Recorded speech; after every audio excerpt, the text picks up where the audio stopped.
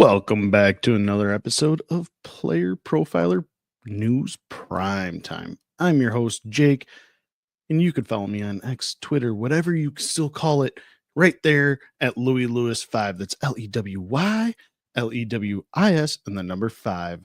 Thanks for tuning in to today's show.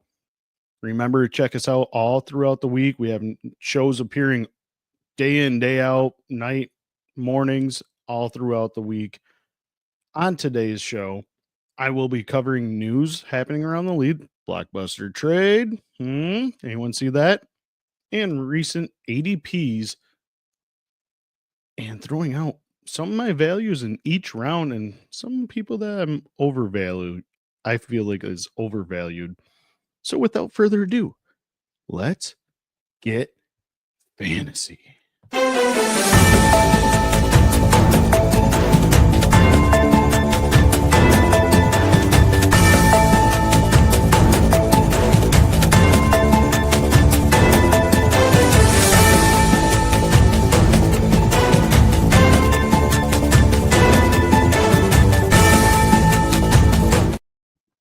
So big news, Blockbuster trade.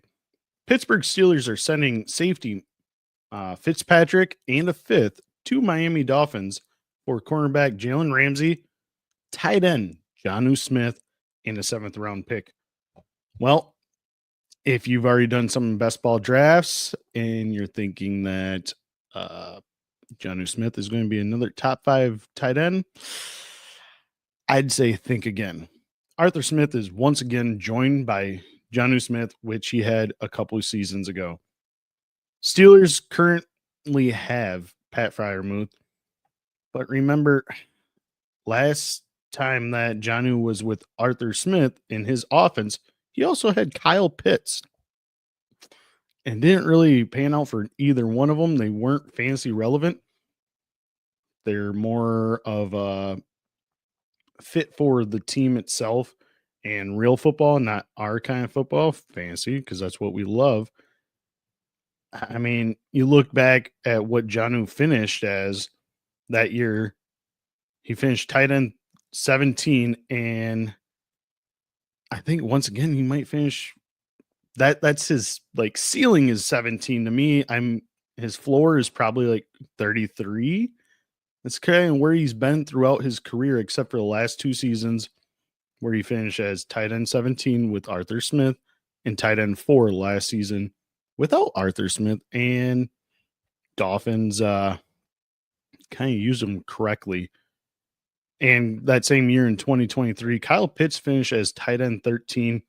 I mean, I don't think Pat Freiermuth will finish that high at all.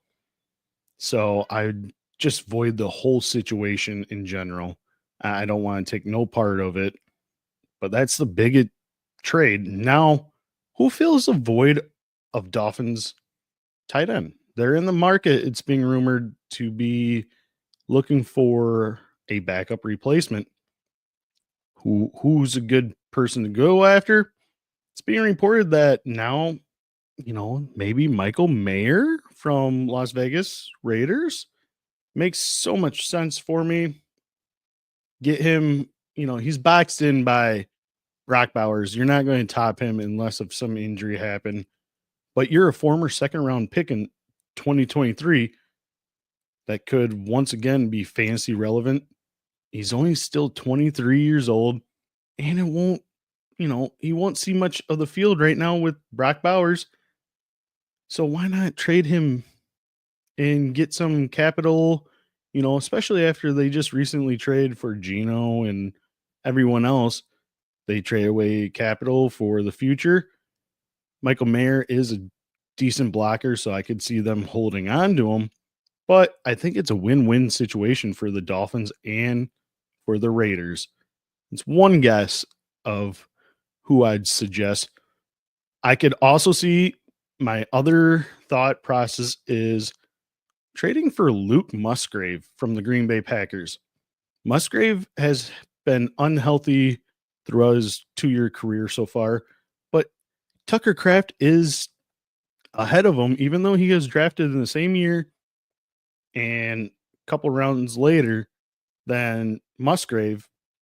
He's been proven that he could stay on the field, be healthy, and he's behind, he's ahead. Tucker Kraft is number one tight end for the Green Bay Packers. So we know Miami Dolphins love speed. They love utilization. I think Musgrave makes a whole lot of sense for them. As in 2023, his combine, he ran a 4.61 40, which was one of the fastest among all the tight ends there. And I just think it just makes a whole lot of sense trading for another second round draft pick from the 2023, draft class. I expect one of these two tight ends possibly to be a replacement. And I don't think either one of them is going to cost more than probably a 5th round draft pick, which I do believe they got in that trade. So I could see them trading a 5th for a, younger guy. He's going to be under contract for the next 2 seasons of one of these two if they are. But those are two great fill-in voids, and if they do get picked up, those are both tight end relevant fantasy players that we should be looking in and stashing, especially for Dynasty. I think Musgrave makes a whole lot more sense.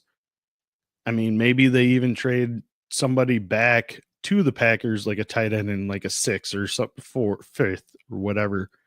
That's a blocking tight end. So Packers could get, replace him or whatever the case may be. But I think he's a lot more. I feel like he would be more relevant for the Dolphins offense compared to Michael Mayer. But those are two guys I would suggest. As it also appears, reports now that Browns quarterback Deshaun Watson could be ready to practice by October. I think they are going to just bite the bullet, not play him at all. I mean, I just don't see no point of it. I think this is the last we've seen of Watson in a Browns uniform and possibly an NFL uniform. I don't think that they're going to practice with him or anything like that, because if they do, they practice with him and they play him in December. Like, it makes no sense. Why not see what you have in the rookies? Because I'm not projecting the Browns to be as good as everyone else is thinking. I think their Vegas line is like 7.5, 8.5. I think they're going to be one of the bottom tiers in that division. I think they finished 4th actually in that division or AFC North. But in addition to the Watson news, it's also being reported that despite rumors, it's considered unlikely that the Browns trade either one of their 2 rookie quarterbacks in Shadir Sanders and Dylan Gabriel. I think this further confirms my thought that it's a redshirt year for Deshaun Watson, and most likely he won't be back. I still think overall Sanders is going to start roughly about 5 games this season, because they're going to sell, or they want to see what they have in him. Plus, I think they want to sell tickets. And is Dylan Gabriel going to sell tickets? No. Shadir Sanders is going to sell tickets, So I see them doing that more along the lines. I think he's going to start more games than fellow rookie Dylan Gabriel. Finally, Terry McLaurin is still not in a great place with the Washington Commanders on contract extension. It should hopefully pick up in the next couple weeks. I think they're going to get a deal done in probably end of July. Probably like middle of July, like July 14th, 15th. So about 2 weeks from now. Also, it is being said Deebo Samuel is overweight in recent pictures and videos, but I think maybe he's just playing a heavier weight just to, take the punishment of what his body endures on a year-to-year basis. The end rounds when he was doing for 49ers, he always got hurt. But also, I seen a video of him running on the treadmill. That man can still move. I don't care. I just don't see much reason why, these guys get a little bit slackish, I guess you'd say, in the offseason. But when it comes to the season, he's going to be fully ready. And especially if Terry McLaurin isn't going to be there currently, he's a highlight reel guy for him. That's all I have for news and notes right now. Now, I really want to dive deep into these values of ADP, but let's hear a word from the Podfather about FFPC. Hey, why do we partner with the FFPC? Because they have the widest variety of fantasy football formats, and it's the easiest place to find all types of fantasy football contests in the world. What if you want to play for high stakes? Well, they have a $6 million prize pool with their Fantasy Players Championship. They also have way too early best ball leagues that start in February and dynasty leagues. They have the closest thing to a liquid market for orphans that there is in all of Dynasty. And the FFPC has sponsored us for half a decade because we are actually delivering information that can help fantasy gamers, and they're generating so much interest and bringing in so many new users, casual users even. The FFPC creates a unique experience where you can both compete against the best and make money. Use promo code UNDERWORLD to get $25 off your first team. $25 off your first team at the FFPC with promo code UNDERWORLD. Go get it! FFPC, big $1 million tournament. Big Gorilla is live now. Check it out. Use promo code UNDERWORLD for $25 off your first draft. Now, looking at ADPs, you could go on to PlayerProfiler and you'll see all the seasonal rankings. Be sure to join the all-in package and use promo code Lewis for $25 off the all-in package. These ADPs are currently based on Underdog's ADP.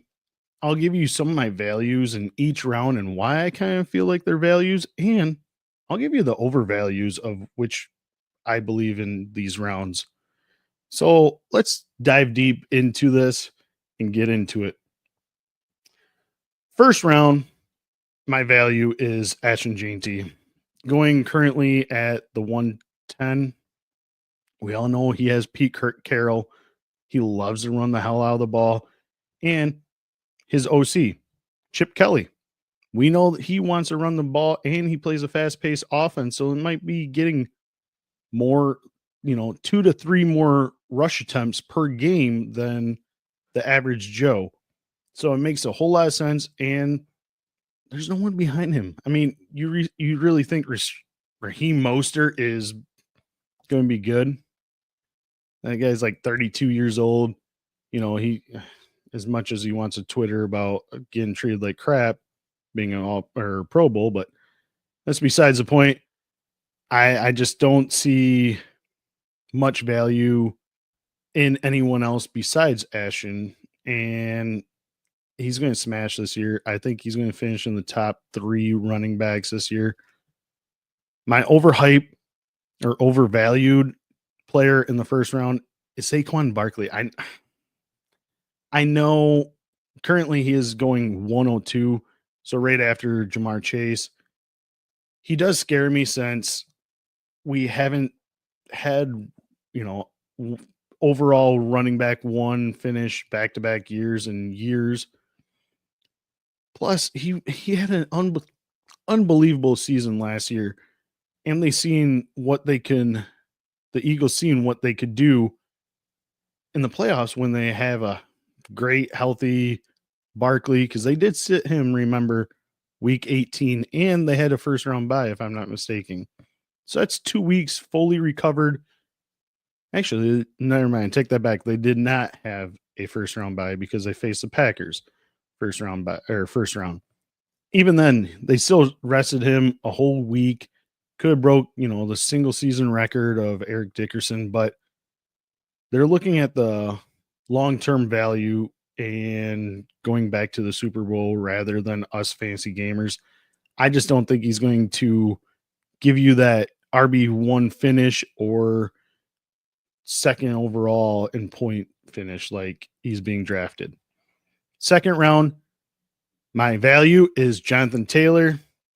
I can't stop drafting him on Fast Draft.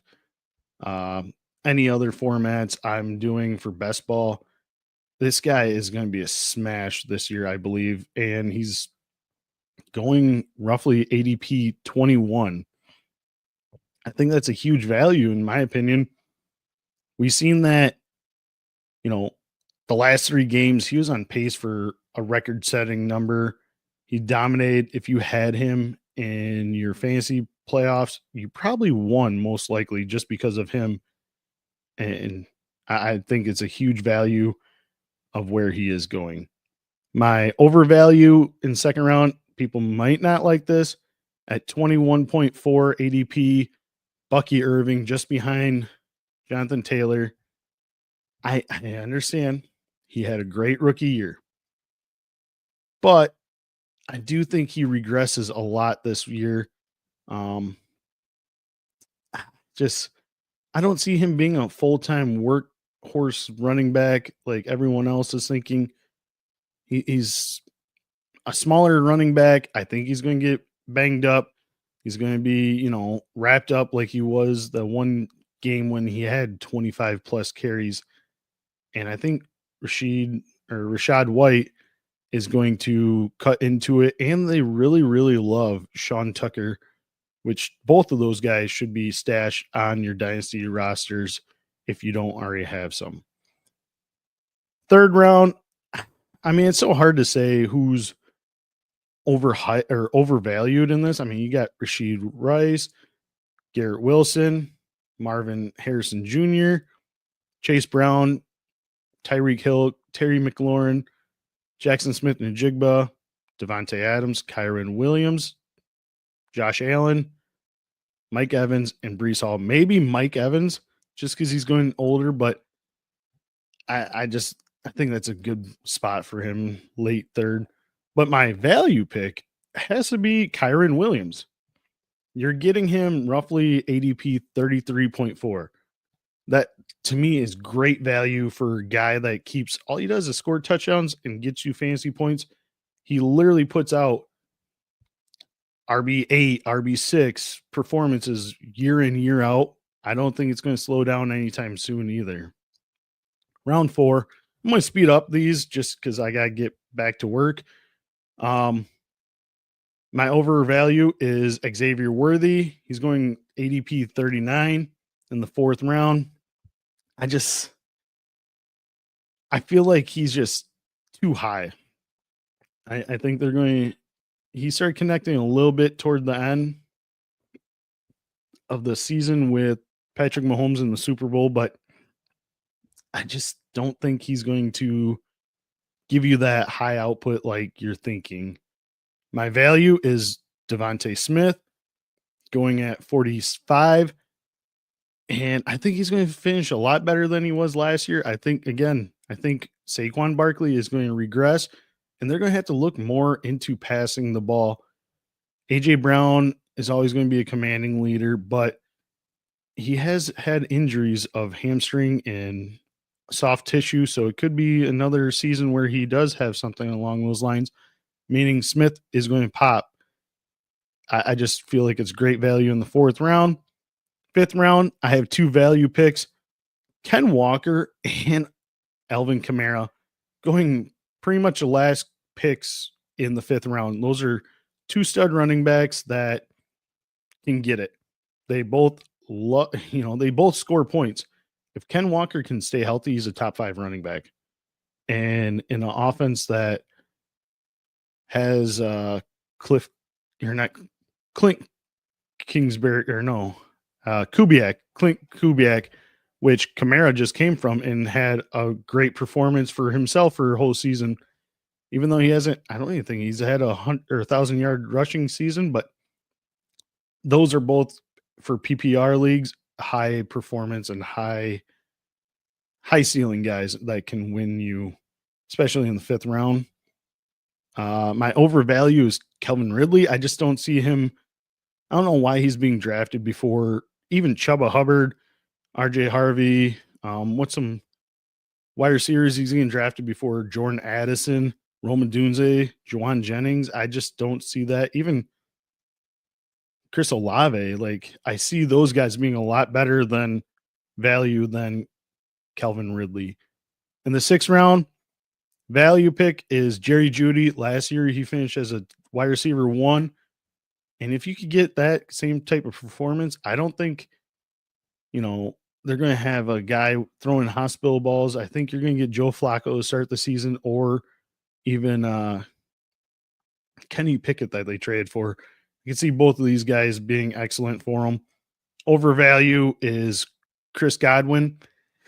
I know he's coming back off an injury, and everyone loves what he performed and what he did. The whole reason why they drafted Minkah Fitzpatrick is, for one, the future, but 2, they already mentioned, now they don't have to rush back Chris Godwin. So he might just, rest up. He might be even starting on the PUP list, and that's 6 weeks that he's not giving you any fancy points. And taking that in the 6th round before Chris Olave, Jerry Jeudy, David Montgomery, some of these players, I just feel like it's not a great. Those are guys I'm avoiding. 7th round, I have 2 value. DeAndre Swift. I mean, you had Kyle Monangai into the backfield. That's all they received. Plus, they build up this offensive line. He's going to smash if he gets opportunities, like I'm thinking, and he's going to probably be a RB1 this season. Another value pick is Aaron Jones. He just came off his record high value of rush attempts and rush attempts. I just think it's a smash hit. I believe he might get injured. I mean, it's so hard, but they did trade for Jordan Mason. I love those 2 though in the 9th or 7th round. 2 guys I have overvalued: Stephon Diggs. Again, he's coming back off of injury, and Brandon Ayuk. Brandon Ayuk is going to be on the PUP list. 4 to 6 weeks. I have a hard time having him in my starting lineup and in the 7th round before all these other guys. I just want to avoid him as well. 8th round, Josh Dobbs at 87.3 ADP. If you have Daniel Jones as the starter, I think Josh Downs is going to smash. My overvalue is Cooper Kupp. We've seen him fall off last year. Him and JSN are in the slot type players. It's so hard to dictate who's going to be the number 1 slot guy. I mean, I think obviously it has to be JSN, meaning Cooper Kupp will have to try to win outside. 9th round, Justin Fields and Brock Purdy, I feel like, are both pretty good values. I mean, you could bypass quarterbacks and you could get them from 9 to end of the draft. You could smash. Even Travis Kelce early in the 9th, I think, can be value pick as well. My overvalue is Jonnu Smith now. Last pick in the 9th round. He's not going to give you a top 10 tight end finish, and it's not worth drafting him. I'm avoiding. Round 10, Travis Etienne at 113, almost 114 ADP. I am smashing, clicking that all day long. I don't understand why he's so far back. If you want, I mean, currently he's listed as an RB1. And we've heard reports in training camp that Bashal Tutin has a fumbling issue. And he's actually getting picked 4 or 5 picks after Travis Etienne. I think, this isn't this coaching regime's pick, but I think we could see him getting a lot of value. Overdraft is Rashad Bateman. He's just that guy that gets you like 3 catches, maybe 50 yards and touchdown, or he gets you 0. Like, it's just big hit or miss. I don't like take the upswing on that. 11th round value. I'm going to just do values now from 11 through undrafted. Because at this point, everything is overdrafted is hard to predict because they're all upswings. You're looking for high potential and somebody that could be a steal of the draft at this point. So everyone could be that. Is David Njoku, second last pick in the 11th round, huge. I mean, he's going to outperform Jonnu Smith now. He had back-to-back top 5 finishes as a tight end. I think it's a smash. 12th round, J.J. McCarthy. We have seen it in this Minnesota offense that quarterback smash. And why would it change with J.J. McCarthy? He's had a year to sit under, gain a whole lot of value, and it's a huge plus play for a 12th round guy. Smash, picking him all the time. And you could pair him late with Justin Jefferson. Great smash. 13th round, Cedric Tillman, second last pick. We've seen when he was healthy without concussion symptoms and everything else that he did well. He dominated. And I think he could smash as well in 13th round, and it's a high upside pick. 14th round, I mean, you got Bryce Young, you got Matthew Stafford if you waited a long time. I think Bretton Strange, if you're going to bypass the tight end position, he could be a huge smash. I think he had 8 starts last year, 4 of which he was tight end 8 or better, I believe, in those weeks. I just think he can be really fantasy relevant, especially you got, Brian Thomas doing what he does, and then you got Travis Hunter. Now you got somebody that's underneath and can play and block, and he has a clear cut tight end starting.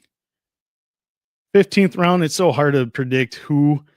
I'm going to say Will Shipley, just in case if Saquon goes down, like I've been saying. I can see Saquon getting injured or even reduce his role a little bit, just so then you have long-term outlook for like the Super Bowls and everything else. Let me know, chat. Those are the 15-round values and overvalues.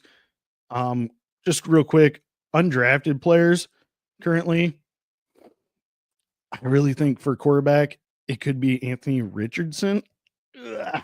I've been saying it, he sucks, but if he is healthy, he could be a league winner just because we've seen him smash multiple times if he does get the chance. I don't like it personally, but that's one guy that could be a target late in swing, especially if you have keeper leagues. Why not just try to throw it out, and then you can keep him next year if he's healthy. But good luck, and cross your fingers the whole time. Running back, I like DJ Giddens, just in case if something happened with Jonathan Taylor. I'm not saying Jonathan Taylor, but we have seen him miss multiple games with his ankle injuries. Another guy I'm really high compared to everyone else is Roman Wilson. I understand he had a redshirt rookie year. He didn't get a lot of passes at Michigan, blah, blah, blah.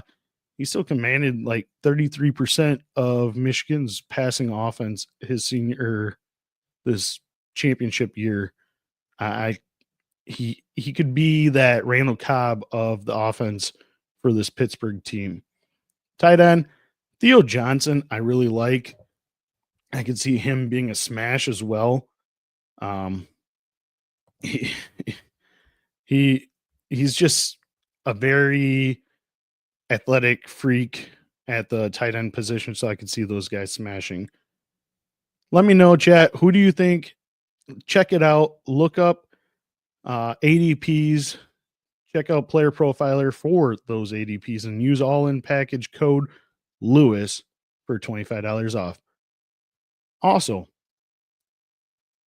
when you sign up for Fast Draft, it's amazing. We have Best Ball Tournament out right now.